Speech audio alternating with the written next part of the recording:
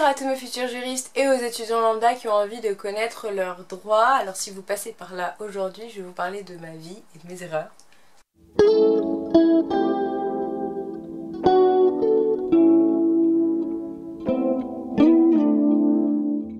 Bon alors comme vous avez pu le voir dans le titre, je vais vous parler des 10 erreurs à ne pas faire en droit.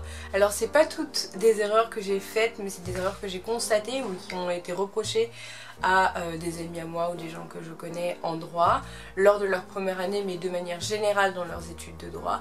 Et du coup je vous les confie parce que je pense que c'est important que vous évitiez de les faire. La première erreur, c'est une erreur que moi j'ai faite en première année, c'est trop travailler les cours. En réalité, ce qu'on vous demande, c'est de savoir synthétiser, parler du cours, connaître les bases et surtout les articles s'il y en a ou des jurisprudences particulières, mais on vous demande pas de savoir votre cours par cœur. Et moi, c'était un a priori que j'avais quand je suis entrée en droit, j'avais l'impression qu'il fallait tout connaître le cours super bien sur le bout des doigts, tous les détails, etc. Alors qu'en réalité, en travaillant seulement les chapitres clés, le titre des sections et en sachant en parler quand même suffisamment librement, c'est suffisant pour savoir appliquer une dissertation ou la mettre en pratique directement dans un cas pratique par exemple. Mieux vaut s'attarder sur la méthodologie, surtout en première année. La deuxième problématique que j'ai rencontrée et qui est pour moi une grosse erreur, c'est négliger le sommeil. Personnellement, lorsque je suis rentrée en droit, j'avais vraiment très envie de réussir. J'avais jamais pas réussi mes études avant, j'étais plutôt bonne élève. Et du coup, pour moi, il fallait que je bosse. Et du coup, je habitais plutôt loin de la fac et entre temps j'ai déménagé, mais du coup je me levais à 6 h le matin pour arriver à 8 h en cours et j'allais jusqu'à la fermeture de la faculté de médecine qui est à côté, donc 22 h. Donc j'entrais chez moi, il était minuit, ça veut dire qu'il me restait 6 h pour dormir, j'avais pas mangé, je m'étais pas lavée, j'avais rien fait. Et ça m'a joué énormément de tours parce qu'en fait, au bout d'un moment on est fatigué et du coup on s'endort en cours. Et les cours sont très importants. Moi, c'est aussi une problématique que j'ai rencontrée, je pense que c'est très important, c'est le troisième point. Il ne faut pas se surévaluer. Quand on arrive en droit, on est dans les études supérieures tout de même. C'est pas comme au lycée où il y a des critères d'évaluation qui sont propres à un organisme qui est autre que celui des professeurs. Là, vous rentrez dans un système de notation, malgré qu'il y ait un barème qui dépend quand même de la personne qui vous corrige. Que ce soit pendant les partiels ou pendant vos travaux dirigés, vous dépendez tout de même de la personne qui vous corrige, et se surévaluer ou avoir l'impression d'avoir super bien compris et super bien appliqué les choses va vous braquer en fait si vous avez une mauvaise note et de vous empêcher de vous remettre en question ou de travailler davantage sur différents points ou d'entendre les critiques sur différents points de votre méthodologie de travail. Et ça peut vous jouer des tours. En tout cas moi ça m'a joué des tours. Compter sur les autres. Alors ça c'est pas un problème auquel j'ai été confrontée, mais je trouve que c'est une très grosse erreur en droit. En tout cas mentalité du lycée où on a l'impression que tous les étudiants sont aptes à nous donner des bons conseils, etc. En réalité il faut savoir compter sur soi-même parce que la méthodologie ou les techniques que vont utiliser des élèves pour apprendre leurs cours ou appliquer leurs cours ne sera pas du tout la même que celle qui sera bonne pour vous, potentiellement. Et du coup je vous invite à tester plusieurs manières de travailler et à ne pas compter sur les autres pour une aide quelconque. Que ce soit ça ou que ce soit les repas du midi, hein. Attendez pas les gens, allez faire vos histoires et proposez aux gens de venir avec vous. S'ils souhaitent venir avec vous, ils viendront avec vous. S'ils ne souhaitent pas, laissez-les faire ce qu'ils veulent dans leur coin.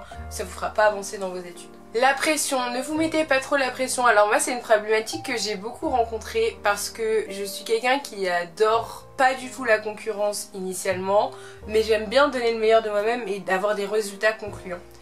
Et cette pression là qu'on se met, que ce soit avant les partiels, quand on travaille un cours, un cas pratique, un exercice, dans l'apprentissage du cours ou en nous comparant avec les autres, elle est pas bonne du tout. Ça nous met plus de l'angoisse qu'autre chose et du coup on pense d'une manière négative dans notre manière de travailler et en plus elle bloque certains comportements de logique que l'on pourrait avoir. Moi en tout cas je venais d'une L, j'avais pas du tout les comportements logiques et dès que je me mettais la pression je foirais tout parce que vraiment j'avais l'impression de pas gérer du tout. Donc j'avais pas peur de m'exprimer ou enfin de me montrer aux autres, j'avais peur de pas réussir et c'est une pression qui m'a fait ne pas réussir justement. ne vous mettez pas trop la pression, poussez-vous vers le haut tout de même. Ne pas réussir une fois, ça veut pas dire ne pas réussir une deuxième fois. Surtout, continuez à travailler efficacement et pas beaucoup. Les fautes d'orthographe, alors ça c'est un problème que je rencontre et je trouve qu'il est très important de vous en parler.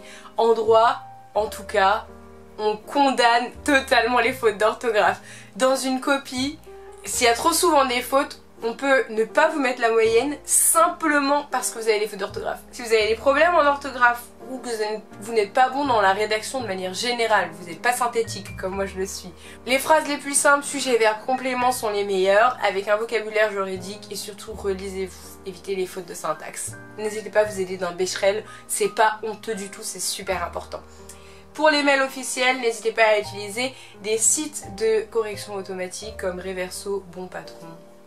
En 7ème position, j'ai... enfin, c'est pas les positions, c'est pas pyramidal, hein, mais j'ai la désorganisation. Faites-vous des plannings à l'avance. Je sais qu'il y a des personnes qui arrivent très bien en n'étant pas rythmées, mais la désorganisation, ça va vous porter préjudice. Moi, j'ai travaillé à côté de mes études et j'avais un logement étudiant et clairement, la désorganisation, ça fonctionnait pas du tout. Donc vraiment essayez de tout faire pour vous mettre des heures pour le travail, des heures pour vous amuser, des heures pour... voilà. La démotivation, que ce soit face aux mauvaises notes ou de manière générale, l'erreur type qu'on peut rencontrer et qui en fait sur la durée va te condamner alors que t'es pas plus mauvais qu'un autre élève. Vraiment. Quel que soit votre moyen de motivation. Si pour vous c'est de travailler de 8h à 19h et à partir de 19h être libre, faites ça. Mais tous les jours de la semaine. Si pour vous c'est aller retourner chez vos parents le week-end et vous amuser, pas du tout de bosser vos cours le week-end, faites ça. Mais vraiment, n'hésitez pas à demander de l'aide si vous en avez besoin parce que ça pour le coup, autant faut pas compter sur les autres pour les cours, etc. Si vous êtes absent par exemple, vous ne donnez pas forcément les cours. Mais pour la motivation, c'est important de savoir se confier et de reprendre goût aux études, etc. Vous allez être confronté, et vous le verrez vous-même, il n'y a que votre expérience qui parlera, à des fois où vous n'avez pas du tout envie, où c'est difficile, vous avez d'autres choses à gérer à côté, c'est compliqué. Ne vous démotivez pas et continuez sur la durée, c'est ça qui fonctionne. Un jour ça fonctionnera. Avoir trop d'activités à côté, ça peut être un frein, donc je le dis aussi. C'est important de vous rendre compte que dans une journée il y a 24 heures et qu'il y a au moins 8 heures pendant lesquelles vous devrez dormir.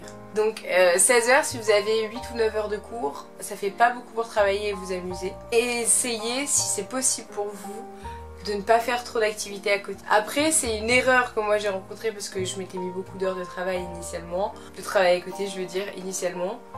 Après il y a des gens pour qui ça fonctionne très bien. Mais pour moi c'est une de mes erreurs parce que du coup j'étais très fatiguée. Ne pas travailler le syllogisme et la pratique. Alors ça c'est quelque chose que j'ai fait moi comme erreur plusieurs fois. Ne pas pratiquer le syllogisme, du coup le syllogisme comme je vous le disais dans ma dernière vidéo c'est la logique du droit. Ce syllogisme là il ne se comprend que, et cette logique là ne se comprend qu'en pratique. Vraiment il n'y a pas de théorie. Et vous n'avez pas besoin de votre cours pour comprendre le syllogisme.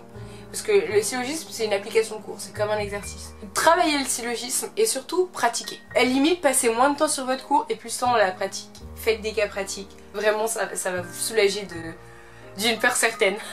Et en bonus, je le mets, mais c'est vrai que c'est quelque chose de compliqué. C'est une erreur que j'ai pas rencontrée, mais que je vois dans la suite qui pose vraiment problème. Ne pas faire de stage. Les stages, le plus tôt vous commencez, le mieux c'est. Premièrement, c'est une ligne sur votre CV. Deuxièmement, ça dit que vous êtes professionnel. Troisièmement, ça veut dire que vous êtes volontaire. Quatrièmement, ça prouve que vous souhaitez vous en sortir en droit et surtout que vous êtes intéressé par une matière en particulier. Si vous allez par exemple dans un cabinet de droit pénal, c'est clair que vous aimez le pénal. Et cinquièmement, il n'y a rien de mieux pour donner du sens à vos études que le stage. Et d'ailleurs, en passant, je sais pas si les personnes en question regardant mes vidéos, mais merci à mes tuteurs de stage, merci aux personnes qui m'ont accompagnée durant mes stages.